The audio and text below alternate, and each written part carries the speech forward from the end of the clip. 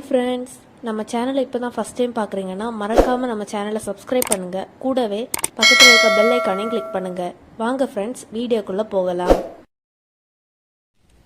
Hi friends, நாம் இந்த வீடியோவில் பார்க்க போகிறது நல்ல ஹோட்டல் ஸ்டைல் கிறிஸ்பியான பஜ்ஜி பார்க்க போகிறோம். அது இப்போ எப்படி பண்ணுறேன்னு பார்த்துடலாம். இப்போ அதுக்கு நான் கடலை மாவு ஒரு 1.5 கப்பு மாவு எடுத்துருக்கேன். நீங்கள் எந்த கப்பில் வேணால் மெஷர் பண்ணிக்கோங்க. இப்போ இதை ஃபஸ்ட்டே நீங்கள் லைட்டாக அதை ஃபில்டர் பண்ணிக்கோங்க, லைட்டாக அரிச்சிக்கோங்க. அந்த கட்டியல் சில சமயம் ஏதாவது டஸ்ட் ஏதாவது கிடக்கும். நம்ம கடையில் வாங்க மாவு அப்படின்னு சொல்கிறதுனால நீங்கள் நல்லா லேசாக அரிச்சிக்கோங்க. இப்போ இது 1.5 கப்பு மாவு எடுத்துருக்கிறேன். ஒரு 3/4 கப்பு அரிசி மாவு, அது நீங்கள் எது வேணால் எடுத்துக்கலாம். கடையில் வாங்கின அரிசி மாவு அப்படி இல்லை, நீங்கள் வீட்டில் ரெடி பண்ணது எதுவாக இருந்தாலும் பிரச்சனை இல்லை. இப்போ நீங்கள் கடையில் கிடைக்கிற ஹோட்டல் ஸ்டைல்னு சொல்லும்போது அவங்க கலருக்கு கலர் பொடி சேர்ப்பாங்க. அப்படி இல்லை அப்படின்னா காஷ்மீரி சில்லி சேர்ப்பாங்க. அது அவங்கவுங்க ஆப்ஷனல் தான். நான் இப்போ வெறும் தனி வத்தல் பொடி தான் சேர்த்துருக்கேன், 1 ஸ்பூன். அப்புறம் 1 ஸ்பூன் இஞ்சி பூடு பேஸ்ட். இதை நீங்கள் சேர்த்து பாருங்கள், டேஸ்ட்டு சூப்பராக இருக்கும். நான் ஏற்கனவே ஒரு பஜ்ஜி வீடியோ அப்லோட் பண்ணியிருக்கிறேன், அது கொஞ்சம் வித்தியாசமான மாடலில். இது சோடா உப்பு, நம்ம ஆப்ப சோடான்னு சொல்லுவோம்ல, அது 1/4 டீஸ்பூனுக்கும் கம்மியாக போதும். இனி உப்பு தேவையான அளவு.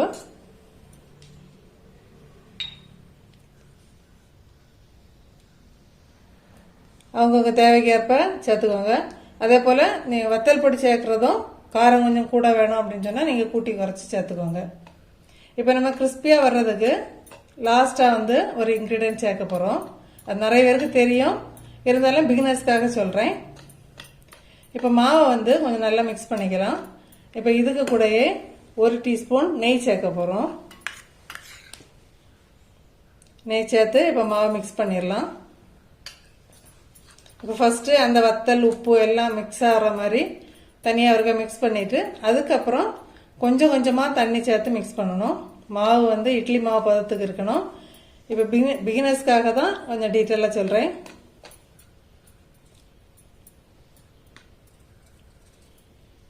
தண்ணி ஃபர்ஸ்ட் இப்போ நம்ம செய்கிறோம் அப்படின்னா தண்ணி கொஞ்சம் கொஞ்சமாக ஊற்றி சேர்த்துக்கோங்க.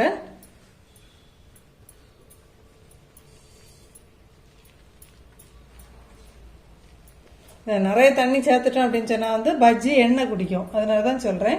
இப்போ பிகினர்ஸாக இருந்தால் கொஞ்சம் கொஞ்சமாக ஊற்றி சேர்த்து மிக்ஸ் பண்ணிக்கோங்க. அந்த கட்டிகள் ஒன்றும் இல்லாமல் நல்லா மாவை இப்போ மிக்ஸ் பண்ணிடலாம். நம்ம இப்போ மாவு நல்லா மிக்ஸ் பண்ணியாச்சு. இங்கே பாருங்கள், மாவோட பதத்தை பாருங்கள். ரொம்ப தண்ணி ஆயிடக்கூடாது, ரொம்ப திக்காகவும் ஆயிடக்கூடாது. இப்போ நான் இதில் ஒரு 1/4 டீஸ்பூன் கூட மிளகா பொடி சேர்த்துருக்குறேன். அப்புறம் உப்பு அவங்கவுங்க தேவைக்கேற்ப சேர்த்துக்கோங்க. அப்புறம் நம்ம லைட்டாக செக் பண்ணிவிட்டு தேவை அப்படின்னா கொஞ்சம் கூட சேர்த்துக்கோங்க. இப்போ நம்ம மாவை ஒரு 5 நிமிஷம் அப்படியே ரெஸ்ட்டில் வச்சுட்டு காயெல்லாம் வெட்டி எடுத்துகிட்டு பார்க்கலாம். நான் இப்போ காய் மிளகாயும் வாழைக்காய் எடுத்துருக்கிறேன். அப்புறம் ஆனியன் சூப்பர் டேஸ்ட்டாக இருக்கும். நீங்கள் இதே போல் ஃப்ரண்ட்டு பேக்கு கட் பண்ணிவிட்டு காய் வெட்டும் போது சர்க்கிளாக இப்போ ஆனியனை கட் பண்ணி எடுக்கணும். அது ஒத்த இறங்கியாக பிரிஞ்சு வராமல் அப்படி சர்க்கிளாக எடுத்தோம் அப்படின்னா நம்ம அப்படியே மாவில் முக்கி போடுறதுக்கு கரெக்டாக இருக்கும். கட் பண்ணிவிட்டு பார்க்கலாம். இப்போ நம்ம எடுத்து வச்சு இந்த காயெல்லாம் வெட்டியாச்சு. இப்போ பாருங்கள், ஆனியன் இதை போல் சர்க்கிளாக இதை போல் வெட்டிக்கோங்க. கொஞ்சம் வண்ணமாட்டு இதை போல் சர்க்கிளாக வெட்டணும் அப்படின்னு சொன்னால் அது ஒவ்வொரு ரிங்காக பிரிஞ்சு வராது, நம்ம டிப் பண்ணி போடுறதுக்கு வசதியாக இருக்கும். மிளகு நான் அப்படி நேர் பாதியாக கட் பண்ணி எடுத்துருக்குறேன். அது உங்கள் விருப்பம்தான், ஃபுல்லாக போடுறதுனா ஃபுல்லாக போட்டுக்கோங்க, லைட்டாக கீறி போட்டால் கூட போதும். வாழைக்காய் இங்கே பாருங்கள், நான் இது கத்தியால் தான் கட் பண்ணியிருக்கிறேன். கொஞ்சம் மெல்லிஸாக அந்த சைடில் கொஞ்சம் அந்த இது இருக்குது, தொலி ரொம்ப இருத்தி எடுக்க வேண்டாம், இந்த மாதிரி கட் பண்ணி எடுத்துக்கோங்க. இனிப்போ நமக்கு எண்ணெய் ரெடி ஆயிட்டு, இப்போ நமக்கு எண்ணெய் நல்லா ரெடி ஆயிட்டு. இப்போ இந்த டைமில் என்ன செய்ய போகிறோம் அப்படின்னு சொன்னால், நான் ஃபர்ஸ்டே சொன்ன மாதிரி நல்லா கிறிஸ்பியாக மொறுமொறுன்னு இருக்கிறதுக்கு ஒரு டிப்ஸ் சொல்கிறேன் அப்படின்னு சொன்னேன். இப்போ நிறைய பேருக்கு தெரிஞ்சிருக்கும் பிகினர்ஸ்க்காக. இந்த எண்ணெய் சூடான எண்ணெயில் 1 கரண்டி எண்ணெய் எடுத்து நம்ம இப்போ இந்த மாவில் சேர்த்துடலாம். சேர்த்துட்டு நல்லா மிக்ஸ் பண்ணிக்கோங்க. இதை போல் நல்லா மிக்ஸ் பண்ணிடலாம். அப்போ நமக்கு நல்லா கிறிஸ்பியாக இருக்கும். சிலவங்க என்ன பண்ணுவாங்க அப்படின்னு சொன்னால் கொஞ்சமாக நம்ம இப்போ மாவு மிக்ஸ் பண்ணும்போதே ஒரு 2 ஸ்பூன் அல்லது 3 ஸ்பூன் போல் மைதா மாவு சேர்த்துப்பாங்க. கடையில எல்லாம் அப்படி தான் சேர்ப்பாங்க. அது அவங்கவுங்க விருப்பம் தான். உங்களுக்கு தேவை அப்படின்னா சேர்த்துக்கோங்க, இல்லைன்னா வேண்டாம். இப்போ நம்ம வந்து பஜ்ஜி போட ஆரம்பிச்சிடலாம்.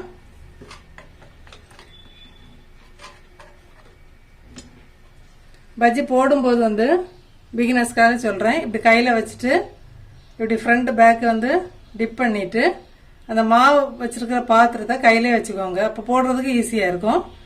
இப்போ நம்ம எண்ணெயில் போட்டுடலாம்.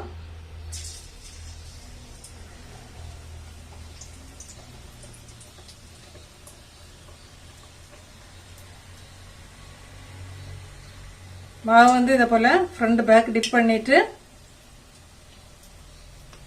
இப்போ இப்படி எண்ணெயில் சேர்த்துக்கலாம். ஒரு சைடு கொஞ்சம் நல்லா கிறிஸ்பி அப்படி பொங்கி மாவு பஜ்ஜி வந்து கொஞ்சம் எலும்பி வந்த அப்புறம் பக்கம் திருப்பி போடுங்க. அது கொஞ்சம் வெயிட் பண்ணலாம். இப்போ பாருங்க பஜ்ஜி நல்ல உப்பெல்லாம் நல்லா வெந்து வந்திருக்குது. இப்போ இதை போல் எல்லாத்தையும் ஃப்ரை பண்ணி எடுத்துடலாம். எப்போவுமே பஜ்ஜி வந்து போட தொடங்குறதுக்கு முன்னாடி எண்ணெய் கொஞ்சம் சூடான பிறகு தான் நம்ம போட ஆரம்பிப்போம். அடுப்பு கொஞ்சம் ஃபுல்லாக இருக்கட்டும். நம்ம போட்டு முடிச்சப்புறம் மேக்சிமம் சிம்மில் வச்சுட்டாலும் பரவாயில்ல. இப்படி மாவை வந்து 2 சைடும் நல்லா டிப் பண்ணிட்டு அப்படி போட்டுடலாம். மாவு வந்து எப்போவுமே இட்லி மாவு பதத்தில் நீங்கள் வந்து மிக்ஸ் பண்ணி எடுத்தீங்க அப்படின்னு சொன்னால் அங்கே பாருங்கள் எண்ணெயில் வந்து மாவு வந்து வடியவே செய்யாது. இப்போ வந்து மாவு வந்து நல்லா ஃப்ரண்ட்டும் பேக்கு இப்படி நல்லா வந்து இதை போல் முக்கி எடுத்துக்கோங்க. இப்படி எடுத்துட்டு பிகினர்ஸ்க்காக தான் சொல்கிறேன். அப்படி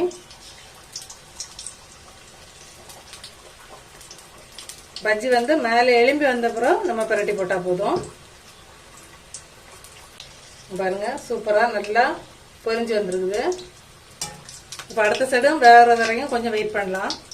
இந்த டைமில் பாருங்கள் 2 சைடும் வந்து நல்லா நமக்கு கலர் சேஞ்ச் ஆகி நல்லா பாருங்கள் பொரிஞ்சு வந்துச்சு. நம்ம இப்போ இதை போல் எல்லா பஜ்ஜியுமே போட்டுட்டு பார்க்கலாம். இப்போ நம்ம கட் பண்ணி வச்சிருந்தா ஆனியனில் போடுறேன். இங்கே பாருங்கள் இதுவும் அதே போல் சேம் தான். மாவை டிப் பண்ணி அப்படியே போட்டுடலாம். நம்ம அந்த ரிங் வந்து பிரிஞ்சே வரல, அந்த மாதிரி திக்காக கொஞ்சம் கட் பண்ணிக்கோங்க. எண்ணெயிலேருந்து மேலே எலும்பி வர்றது வரைக்கும் நம்ம வந்து டிஸ்டர்ப் பண்ணாமல் இருந்தாலே போதும். இதுவும் நல்லா பொரிஞ்சு வரட்டும், அதோட கொஞ்சம் வெயிட் பண்ணலாம். பாருங்க வெங்காய பஜ்ஜி வந்து 2 சைடும் நல்லா கிறிஸ்பியாக நல்லா பொரிஞ்சு வந்திருக்கு. இப்போ இதெல்லாம் எடுத்துடலாம். பஜ்ஜி பாருங்க சூப்பராக ரெடி ஆயிடுச்சு. ஹோட்டல் ஸ்டைல் பஜ்ஜி நல்லா பாருங்க நல்லா உப்பெல்லாம் கிறிஸ்பியாக சூப்பராக இருக்குது. இதே போல் இந்த அளவுகளோட மாவு வந்து இந்த அளவுகளோட நீங்கள் அந்த லாஸ்ட் இந்த எண்ணெய் சூடு எண்ணெய் சேர்க்குறது தான் இதில் வந்து ப்ளஸ்ஸு. நீங்கள் அதையும் சேர்த்து இதை போல் ட்ரை பண்ணி பாருங்கள் ஃப்ரெண்ட்ஸ். சூப்பராக இருக்குது. ஆனியன் பஜ்ஜி பாருங்கள் சூப்பராக இருந்திருக்குது. நான் இதுக்கு முன்னே போட்ட வீடியோவில் நான் உங்களுக்கு சொல்லியிருப்பேன். அப்படின்னா பிள்ளைங்களுக்கு வந்து கற்பூரவல்லி இலையில பஜ்ஜி போட்டு கொடுங்க அப்படின்னு சொல்லிட்டு. இந்த இப்போ வீட்டில் வந்து பெரிய இலையாக இல்லை, அதனால நான் இப்போ போடலை. நீங்கள் வீட்டில் அந்த இலை இருக்கிறவங்க கண்டிப்பாக பஜ்ஜி போடும்போது நீங்கள் கற்பூரவல்லி இலை வச்சு பஜ்ஜி போட்டு வீட்டில் எல்லோரும் டேஸ்ட் பண்ணி பார்த்துட்டு உங்கள் கமெண்ட்டை சொல்லுங்கள் ஃப்ரெண்ட்ஸ். ஓகே ஃப்ரெண்ட்ஸ், நம்ம அடுத்த வீடியோவில் பார்க்கலாம். இதுக்கு முன்னாடி போட்ட பஜ்ஜி வந்து மாடல் வீடியோ லிங்கை வந்து நான் வந்து டிஸ்கிரிப்ஷனில் கொடுக்குறேன். தேவைப்படுறவங்க செக் பண்ணிக்கோங்க. Okay friends, thank you.